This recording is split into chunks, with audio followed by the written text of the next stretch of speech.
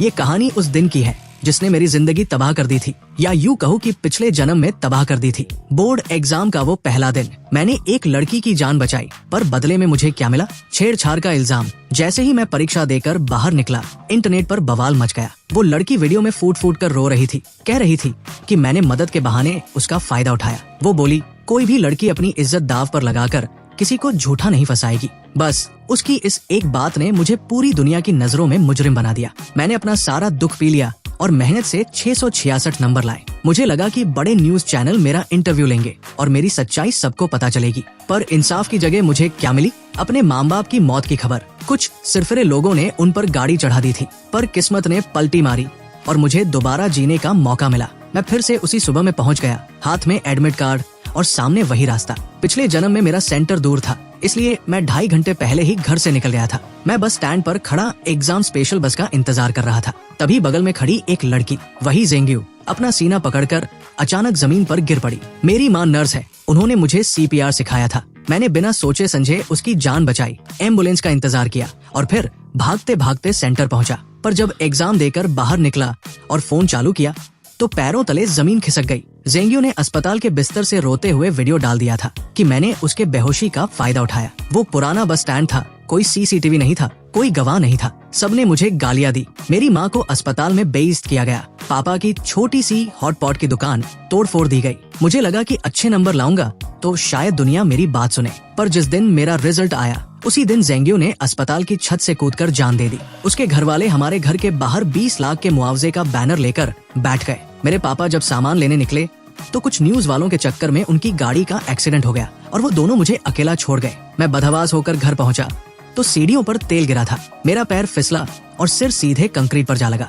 मरते मरते मैंने देखा कि सामने वाली पड़ोसी की बेटी मौली हाथ में तेल की कुप्पी लिए मुझे नफरत से देख रही थी। और अब मैं फिर से उसी सड़क पर हूँ। बस स्टैंड यहाँ से सिर्फ 50 मीटर दूर है। मोड़ मुड़ते ही मुझे जेंग्यू की परछाई दिख रही है, पर इस बार मैं उस तरफ देखूंगा भी नहीं। मैंने अपने कदम रोक लिए। दीवार के पीछे से झांक रहे एक छोटे से फूल को मैंने बड़े प्यार से तोड़ा और अपनी शर्ट के बटन में फंसा लिया। फिर बैग से ईयरफोन निकाले और इंग्लिश की ऐप चलाकर जोर जोर से वर्ड्स रटने लगा। ये सब फालतू लग रहा होगा ना, पर यही छोटी चीजें आज मेरी जान बचाएंगी। सड़क पर एक कंकड़ पड़ा था। मैं उसे फुटबॉल की तरह किक मारते हुए चलने लगा। कंकड़ एक खंभे से टकराकर नाली में जा गिरा। जेंग्यू बस आधे मीटर की दूरी पर थी। वो शराबियों की तरह लड़खड़ा रही थी, पर मैं तो पत्थर के पीछे नाली में कूद गया। झाड़ियों से मेरी आंखों पर खरोंच आई तो मैंने चश्मा उतारकर बैग में रख लिया। नाली सूखी थी। मैंने अपनी आस्तीनें ऊपर चढ़ाई और पत्थरों को साइज के हिसाब से सजाने लगा। धूप में वो पत्थर हीरे जैसे चमक रहे थे। मैंने बड़े चाव से उनकी फोटो खींची और स्टेटस डाल दिया।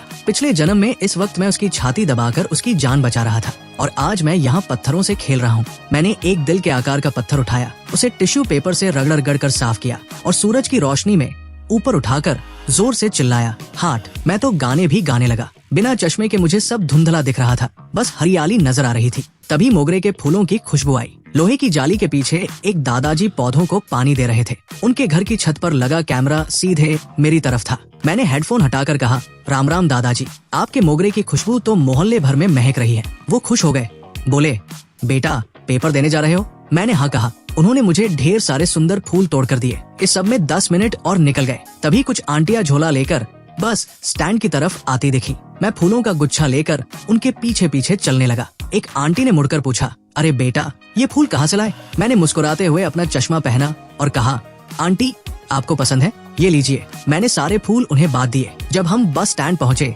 जेंग्यू कहीं नहीं दिखी। वो तो बस स्टैंड के पीछे झाड़ियों में गिरी पड़ी थी, जिसे विज्ञापन वाले बोर्ड ने ढक दिया था। किसी को कुछ पता नहीं चला। जैसे ही बस आई, मैं सबसे पीछे जाकर बैठ गया और फिर से कान में ईयरफोन ठूंस लिए। बस चलने ही वाली थी कि एक आंटी की नजर जेंग्यू के गिरे हुए फोन पर पड़ी। फिर उन्होंने उसे देखा और चीख निकल गई उनकी। वो बेचारी नीली पड़ चुकी थी, पर मैंने मुड़कर एक बार भी नहीं देखा। लोग कहेंगे कि मैं रास्ता बदल सकता था या टैक्सी ले लेता, पर क्यों?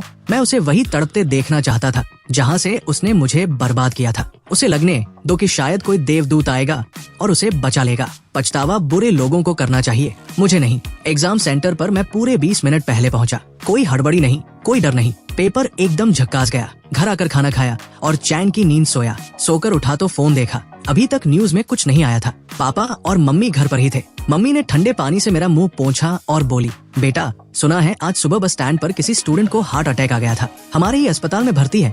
वो उसे हमारे ही अस्पताल के आईसीयू में भर्ती किया गया है, पता नहीं बचेगा या नहीं। पापा बोले, हाँ मैंने भी सुना, बड़ा अफसोस हुआ, इतनी कम उम्र और ऊपर से आज एग्जाम का दिन था। पर बेटे तुम ये सब मत सुनो, फालतू में डर जाओगे। मेरे मम्मी पापा कितने भोले और नेक दिल हैं। वो अब भी उस लड़की के लिए हमदर्दी जता रहे हैं कि बेचारा एग्जाम नहीं दे पाया। उन्हें क्या पता कि पिछली जिंदगी में इसी लड़की की वजह से हमारा पूरा परिवार खत्म हो गया था। पिछली बार उसने मुझ पर इल्जाम लगाया था कि मैंने उसे गलत तरीके से छुआ और मेरी मदद को बदतमीजी का नाम दिया था। शायद उसे अब ये आईसीयू वाला नतीजा ज्यादा पसंद आ रहा होगा। दोपहर के पेपर के लिए मेरा बस से जाने का बिल्कुल मन नहीं था। मैंने पापा से कहा, पापा आज आप अपनी स्कूटी से छोड़ दो ना, अपनों को एक बार खोने का गम क्या होता है ये मैं अच्छे से जानता था, इसलिए अब मैं उनके साथ बिताए हर पल को मुट्ठी में कैद कर लेना चाहता था। पापा ने स्कूटी के पीछे वाला सामान ढोने वाला करियर हटाया, सीट को कपड़े से रगड़ कर चमकाया और हंसते हुए बोले, अरे तू तो बाप से भी लंबा हो गया है, पैर कहाँ रखेगा। मेरी हाइट 6 फुट 3 इंच थी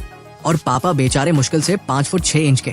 मैंने पीछे बैठते हुए उनके कंधों पर हाथ रखा। पापा एग्जाम खत्म होते ही हम सब दादा दादी के पास गांव चलेंगे, ठीक है। पापा ने धीरे से एक्सीलरेटर घुमाया। अभी कैसे जा सकते हैं, तेरी कॉलेज की पढ़ाई है, फिर तेरे लिए घर खरीदने के लिए पैसे भी तो जोड़ने हैं। मैंने अपना सिर उनके चौड़े कंधे पर टिका दिया। पैसे तो कभी भी कमा लेंगे पापा, पर ये छुट्टियां फिर नहीं आएंगी। 3 साल हो गए हम सब साथ में गाँव नहीं गए। पढ़ाई के चक्कर में हम हमेशा अलग अलग ही गाँव जाते थे। पापा थोड़े हिचकिचाए तो मैंने अपना आखिरी हथियार निकाला, उन्हें हिलाने लगा बचपन की तरह। 18 साल का इतना लंबा लड़का जब छोटे बच्चे की तरह जिद करे तो बाप पिघल ही जाता है।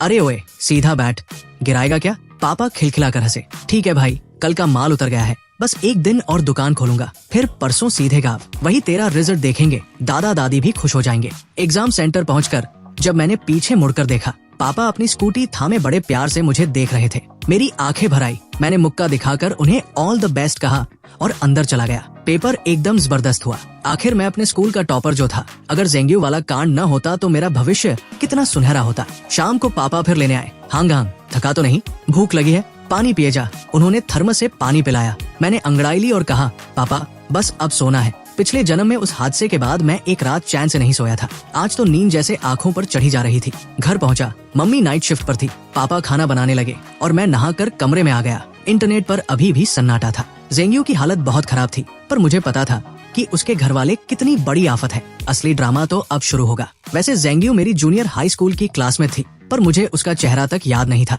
पिछले जन्म के वीडियो में उसने दावा किया था कि मैं उस पर तब से डोरे डालता था। उसने मुझे गंदी नाली का चूहा कहा था, जिसके बाल हमेशा चिपचिपे रहते हैं और जिससे बदबू आती है, जबकि मैं दिखने में काफी ठीक ठाक हूँ। लोग तो कहते हैं मैं हीरो लगता हूँ। अगर वो मरती नहीं तो मैं अपनी बेगुनाही साबित कर देता, पर मरे हुए इंसान से कोई नहीं जीतता। पिछले जन्म में मुझे किसी ने गुमनाम फोटो भेजी थी। एक कबाड़ जैसे कमरे की दीवार पर मेरी ढेरों फोटो लगी थी। मेरी खोई हुई चीजें, जैसे मेरा तौलिया, पानी की बोतल, इस्तेमाल किए हुए पेन, यहाँ तक कि मेरे पुराने अंडरवियर और फटे जूते भी वहाँ सहेज कर रखे थे। वो ज़ेंग्यू का कमरा था। वो लड़की साइको थी, मेरा पीछा करती थी, कूड़ेदान तक छान मारती थी। उस दिन बस स्टैंड पर उसका होना कोई इत्तेफाक नहीं, एक सोची समझी साजिश थी। उसके घर वालों को बस पैसा चाहिए था। मरने से पहले उसने मुझे फोन करके कहा था कि अगर मैं उससे शादी कर लूं और उसके माँ बाप को 10 लाख का दहेज दे दूं तो वो सब ठीक कर देगी। मुझे ऐसा लगा जैसे किसी चूहे ने मुझे चूमने को कह दिया हो। मुझे उल्टी आ गई थी। उसके बाद उसने सुसाइड कर लिया। मेरे पास रिकॉर्डिंग थी,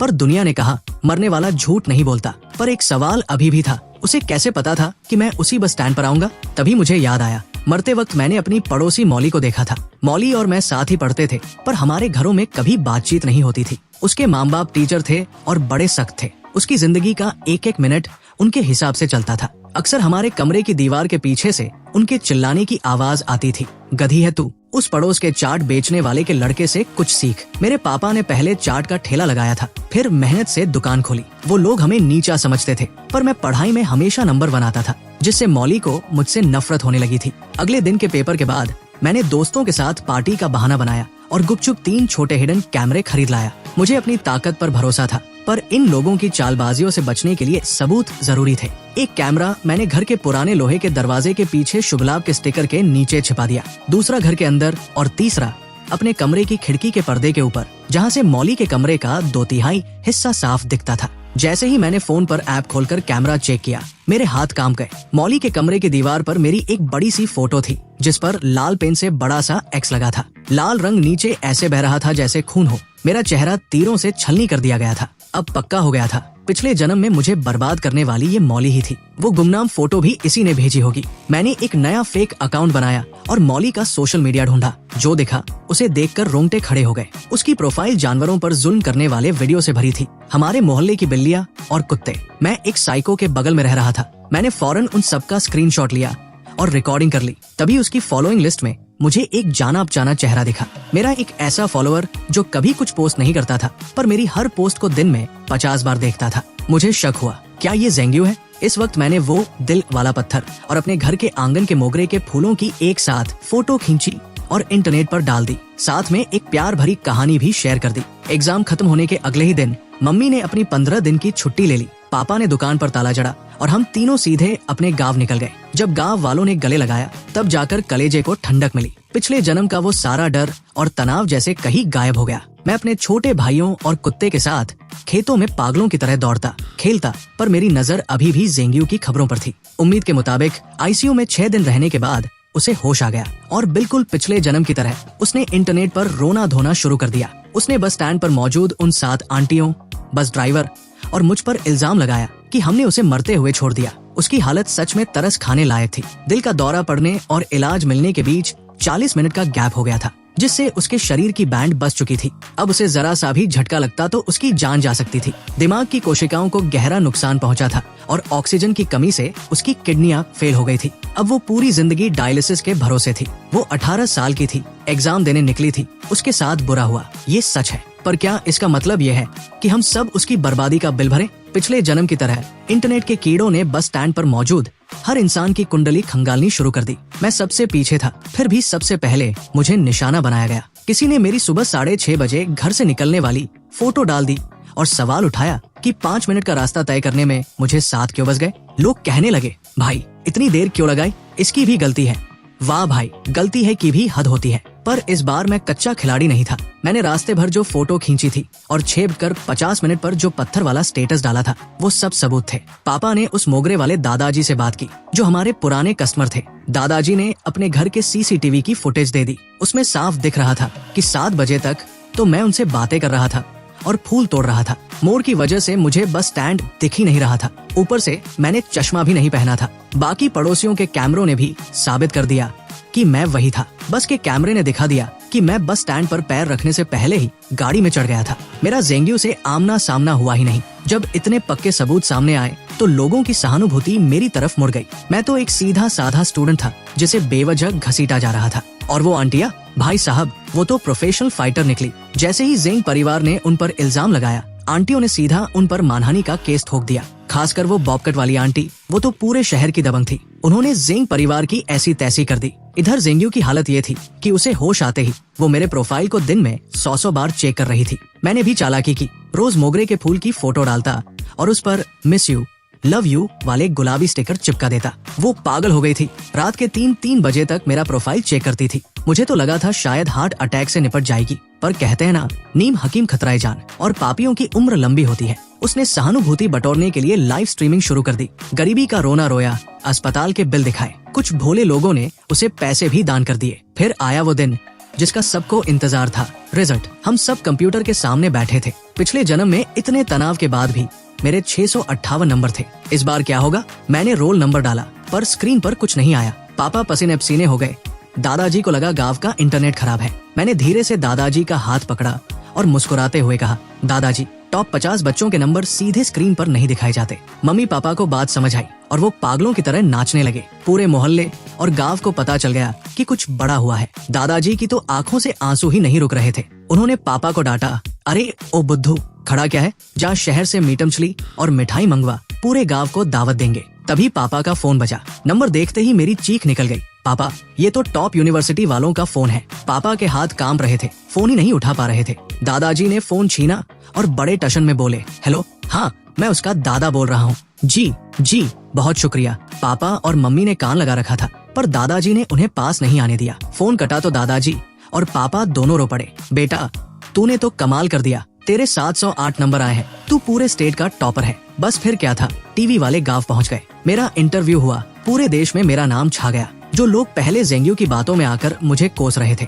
अब वो मेरी तारीफों के पुल बांध रहे थे। जेंग्यू की पोल खुल गई, लोग उसे सोशल मीडिया पर झूठी और अटेंशन सीकर कहकर गालियां देने लगे। स्कूल कॉलेज वाले पापा को फोन करके इनाम देने की बात करने लगे। पापा बोले अब गाँव में नहीं रुक सकते, शहर जाना होगा, एडमिशन की औपचारिकताएं पूरी करनी है। दादा दादी को डर था कि कहीं कोई मेरा एडमिशन लेटर ना चुरा ले। मैं तो चाहता था कि गांव में तब तक रुकूं जब तक जेंग्यू का तमाशा खत्म ना हो जाए, पर पूरा परिवार गाड़ी में बैठा और हम वापस जंगचिंग शहर आ गए। जैसे ही हमारी गाड़ी मोहल्ले के गेट पर रुकी, पड़ोसियों ने हमें ऐसे घेर लिया जैसे कोई फिल्मी सितारा आया हो। मजबूरी में हमें नीचे उतरना पड़ा। मेरे पापा पुराने बिजनेसमैन हैं, मोहल्ले के हर बंदे को जानते हैं। लोग चिल्लाने लगे, अरे सेठ जी वापस आ गए, बधाई हो भाई, क्या खिलाया था लड़के को? 708 नंबर, कैसे पढ़ता था ये? पापा फूलकर कुप्पा हो गए। अरे हमने क्या सिखाना था, ये तो हमेशा क्लास में टॉप 3 में रहता था। एक आंटी ने पूछा, ये खाता क्या है, कौन सी किताबें पढ़ता है? पापा ने मौका देखकर चौका मारा, अरे और क्या खाएगा, हमारी दुकान की स्पेशल मटन करी और मसाला हांडी खाता है, एकदम असली मसालों वाली, दिमाग तेज और पेट ठंडा। पापा ने मुझे आगे कर दिया, मैं भी जानबूझकर पंजों पर खड़ा हो गया ताकि अपनी 6 फुट से ज्यादा की हाइट दिखा सकूं। आंटियां मुझे ऊपर नीचे से देखने लगी, कोई सिर पर हाथ रख रही थी तो कोई गाल खींच रही थी। सब कह रहे थे कितना सुदर्शन लड़का है, खानदानी शक्ल है इसकी। सब अपनी औलादों के लिए मेरा आशीर्वाद चाह रहे थे। बड़ी मुश्किल से पीछा छुड़ाकर घर की तरफ भागा तो पापा ने चाबियों का गुच्छा मेरी तरफ उछाला और बोले, जल्दी जा दुकान खोल और साफ सफाई कर, मैं माल लेकर आता हूँ। तेरी कॉलेज की फीस भी तो निकालनी है। पापा को अभी भी अपने टॉपर बेटे की डिमांड का अंदाजा नहीं था। मैं और मम्मी अभी दुकान झाड़ ही रहे थे कि पूरा मोहल्ला दुकान पर टूट पड़ा। पड़ोसियों ने तो मम्मी को सलाह दे दी कि दुकान का नाम सेठ जी की दुकान से बदलकर टॉपर की दुकान रख दो। तभी मेरे स्कूल के दोस्त भी पहुंच गए। सबका रिजल्ट अच्छा आया था। वो कहते हैं ना, चढ़ते सूरज को सब सलाम करते हैं। आज वही लोग मेरी आरती उतार रहे थे जो पिछले जन्म में मुझ पर सड़े हुए अंडे और कचरा फेंक रहे थे। रात के 12 बजे तक दुकान पर इतनी भीड़ रही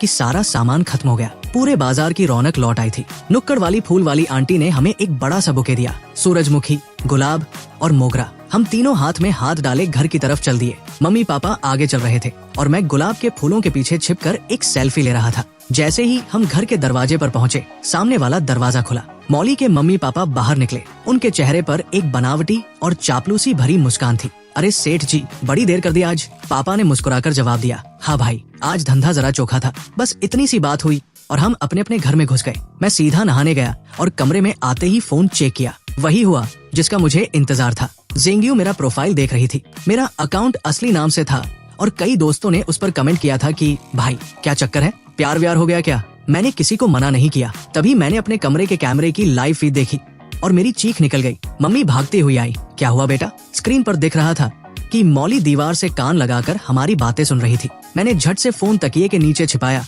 और हाथ में चार्जर लेकर बैठ गया। कुछ नहीं मम्मी, बस ये चार्जर पैर पर गिर गया था। मम्मी ने लाड जताया और चली गई। उनके जाते ही मैंने ईयरफोन लगाए। मौली अभी भी दीवार से चिपकी थी। उसकी आंखें मेरी खिड़की पर गड़ी थी। उसके बिखरे हुए काले बाल किसी चुड़ैल जैसे लग रहे थे। जब उसे लगा कि मेरे कमरे से कोई आवाज नहीं आ रही तो वो पागल हो गई। उसने हाथ में एक नुकीली चीज उठाई और बिस्तर के पीछे लगी मेरी फोटो को पागलों की तरह गोदने लगी। अगर मैं उसके सामने होता तो वो मुझे 100 बार चाकू मार देती। मैंने अपनी अलमारी से कसरत करने वाला ग्रिपर निकाला और प्रैक्टिस करने लगा। साथ ही पिछले कुछ दिनों की रिकॉर्डिंग देखी। पता चला कि एग्जाम खत्म होने के बाद मौली के माँ बाप ने उसे जबरदस्ती फिर से पूरा पेपर हल करवाया था। रात के 2 बजे तक वो उसे टॉर्चर करते रहे। अगले दिन उसे बहुत पीटा गया क्योंकि उसके नंबर कम आए थे। 600 नंबर लाने वाली लड़की 490 पर अटक गई थी। उसे खाना तक नहीं दिया गया। वो रात भर मेरी खिड़की के बाहर किसी साई की तरह खड़ी रही। बहुत खौफनाक नजारा था, पर पिछले जन्म में जो मेरे परिवार के साथ हुआ उसके सामने ये कुछ भी नहीं था। मैंने जानबूझकर खिड़की का पर्दा थोड़ा खुला छोड़ा